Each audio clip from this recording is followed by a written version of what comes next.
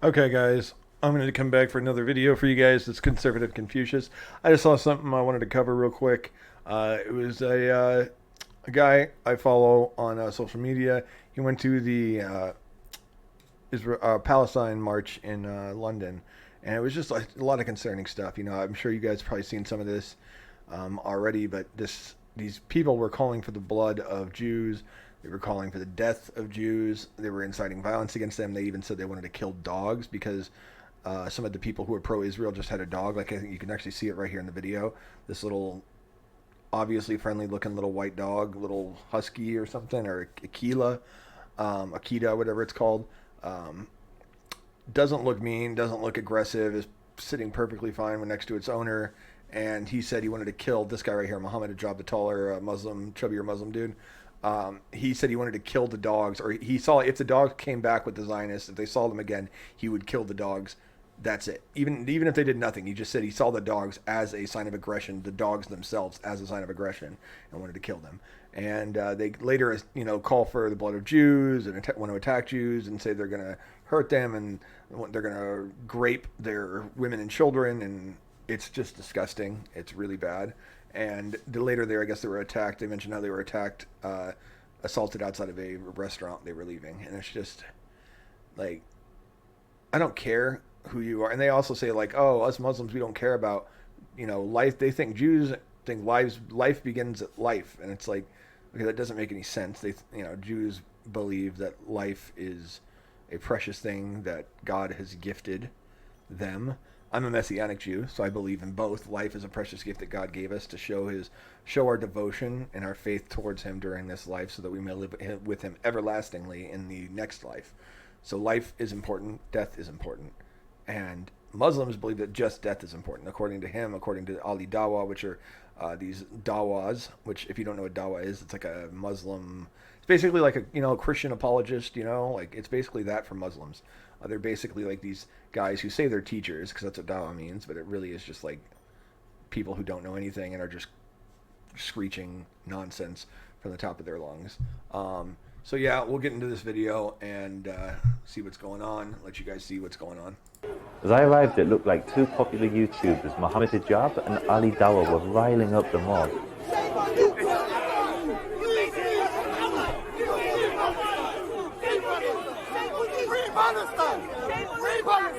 It was terrifying. The boys had to be rescued by the police as bottles and eggs rained down on them.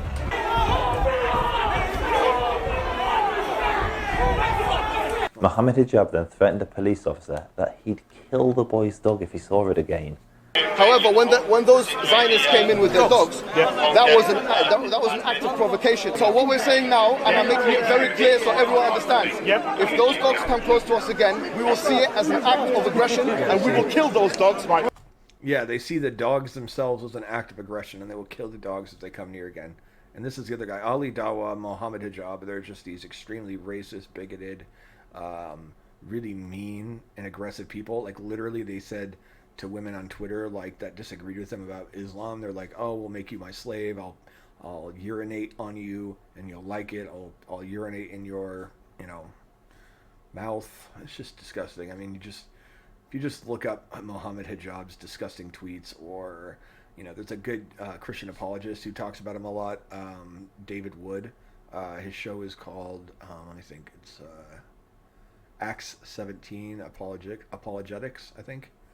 But you can just look up David Wood on YouTube and you'll find him. Just type in David Wood Mohammed Hijab and you'll find him. I think Mohammed is this version of Mohammed, like his name is spelled with an O, not a U. So Mohammed Hijab.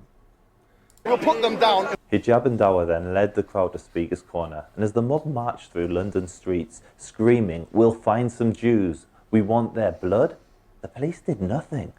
Let that sink in. They're calling for our literal blood, and the police are just strolling alongside them. We'll find some Jews there! We want the Zionists, we want the blood! This is the Nike anti-Jewish edition. A couple of hours later, we were If Jews were doing this, if Jews were walking with Palestinian flags taped to their shoe on the bottom or the top, and they were, saying they want the Palestinians' blood, it would be all over the news. It would be front page news everywhere. but no Jews, no news. That's how it is. All of this violent, disgusting, racist, horrific things that these people do is completely set under the radar, and then everything that Jewish people do is put under a super magnifying glass, and everybody talks about how awful it is. And it's like, so you have one Jewish guy who is a racist, but then you have over, tens of thousands, if not millions of Muslim guys being racist against Jews and Christians, and no one says anything because, they're not Jewish. And it's unbelievable. It'll even happen to Christians too. If Christians talk about anybody, whether it's Muslims, Jews, Hindus, it doesn't matter. Even if those people are doing bad things, they're put under a microscope too. But it's less so like with Jews. But the same thing is like, it depends on the group that talks about Jews. I will recognize that some people talk about Jews and they get, in trouble, but most of the time there's a connection to the reason why that happened. It's not just because of what they said. It's maybe because of what they're pushing, what kind of ideas or ideology they're behind the things they're saying, and people don't realize the level of hatred behind some of the things they're saying, like, oh, Jews control the media. No, they don't, number one. But even just saying that jokingly is more damaging to the Jewish identity and to the Jewish people. So there's things that you shouldn't say, you shouldn't continue to push just because you think that you might be right. And just too many people, like, people think like, oh, just because someone has a Jewish ancestor or a Jewish relative, that makes them a inherently Jewish person who's connected to the Jewish community, like we're some giant connected collective where we all talk to each other. No, it's not how it is. Like, I'm a Messianic Jew. Most of the Jews don't like me.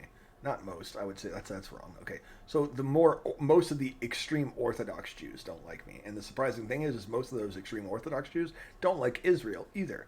They're the most racist of all. The Naturi Karta, the ones that march with the Palestine people, they've met all the terrorist leaders. They meet with Hamas leaders regularly. I could bring up pictures and show you. They met with the Ayatollah of Iran, the other leader of Iran. I can't remember what he's called. ISIS leaders, and they do this all the time. And they take pictures with maps of Israel, but it says Palestine on it, and they carry Palestinian little flags on their little as like a little kind of like a name tag thing everywhere they go, and it's just ridiculous. They don't even recognize the fact that in their own, they call themselves the Torah Jews. If they actually were intelligent, they would realize that the Tanakh, which is the Torah, the Nevi'im, the Ketuvim, the totality of the Hebrew Bible. Torah is just the first 5 books of it, but in the totality of the Old Testament, the Hebrew Bible. The word Israel is used over 2,500 times. And it's like, if Israel didn't exist and the Jews aren't from Israel, then why does it say Israel 2,500 times in the Old Testament? These people are insane, and these radical Muslims will use them for whatever they want. And, this guy, me and him, we don't agree on everything. I've watched his videos for quite a while. He's a little bit more liberal than I am, but, he's right on a lot of stuff. And I think the reason he's a little more, we view things differently, is because he's used to European politics and I'm used to American politics. So what we view as liberal is not the same. He views liberal as more classically liberal, and I view liberal as more, what it's become, neoliberal, leftist. Violently assaulted leaving a kosher restaurant in an anti-Semitic attack. I hate to say this, but I'm not sure there's a future for Jews in this country. We're being attacked on the streets by extremists, and the police do nothing. Nope. The difference between us and them is that for them, they think life begins. For us, we believe that death begins. We believe that life begins at death. We don't care about death. We love death.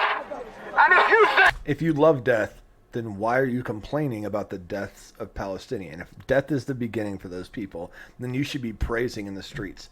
And I'm not saying that I agree with that. I do not agree with that. I want to make that 100% clear. But I'm saying if my ideology, if my beliefs were, oh, death is the beginning, death opens us up to the possibility of living life with God in Jannah, or Jannah, or whatever they pronounce it. But that's not what I believe. But let's just say it was. Then I would be praising every death. I'd be like, oh, thank God, this person, they've been martyred. Now they can go live in heaven. I wouldn't complain at all.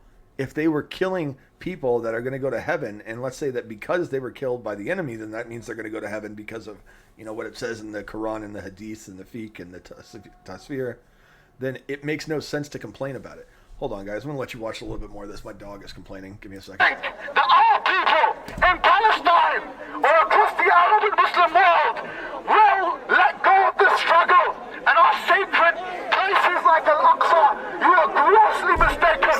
You will never, ever, and I say this to Netanyahu, I say this to all of the powers, we will never allow you to put your gross hands on Masjid Al-Aqsa. It will never happen.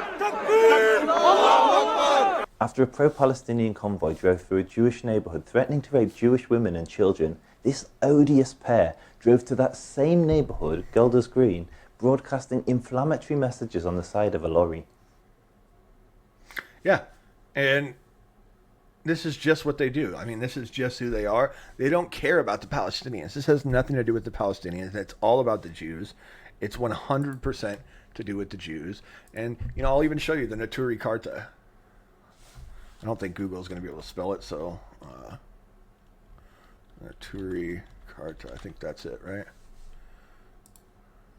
Right? No, a little bit different. Hold on, Bear. Bear, stay. Lay down, buddy. Okay, so here you go. Yeah, there they are, right there. This is them with a map.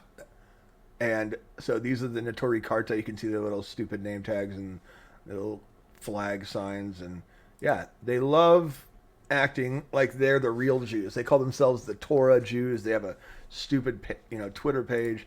These are the leaders of Hamas, here, and, here. And they love meeting with other leaders. Like, here's an Iranian guy, another, and they meet with, the Ayatollah of Iran, what is this guy? I think he's a Mufti or somewhere. It's a Mufti of Iran. And, let me see. I think he can. They go to Qatar all the time. They're actually paid by. Yeah, so here you go. Here's them meeting with Iranian leaders. Yeah. Meet with, Iran's Raisi. Okay. And then, yeah. They've met all kinds of different terrorist leaders. Yeah, here we go. Yeah. It's insane. These people are paid. They're literally paid $150,000 every month by Qatar from Hamas. And they also get paid supposedly from other terrorist groups throughout the Middle East. We don't actually know the numbers on those ones, but their payments have been exposed from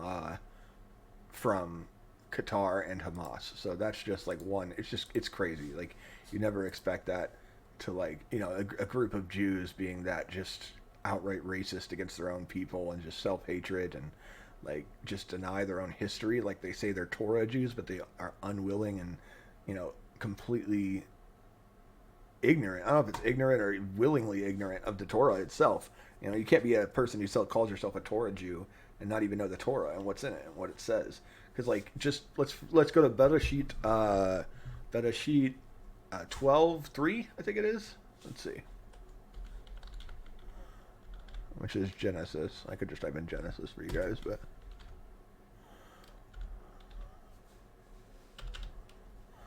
there, stay. Sorry guys, my dog is moving around. Alright, this works. Yeah. I will make of you into a great nation. I will bless you, and I will aggrandize your name, Israel. And you, Israel, will be a blessing. And I will bless those who bless you, and I will curse those who curse you. And all the families of the earth shall be blessed due to you. So yes, I mean, you can look at it in different places. Genesis 12:3 from Sepharia, which is where you can read the Talmud in the Old Testament. Basically, yeah, I will make your name great, and you shall be a blessing. And in the Christian version, I think it says I shall make you. Let me see. There's this verse is said 6 different times, by the way. I will bless. I know. All right, buddy, come on, I got you. There you go. Just don't bug me. Sorry. Israel. Oh wait, hold on. Those who, screw this. Those who curse Israel will be cursed. Those who bless Israel will be blessed. There you go. Yeah, it's mentioned multiple times. Yeah. So Numbers, Genesis 49, Genesis 12, and it's even more than that. I think it's like again in Leviticus as well, if I remember correctly.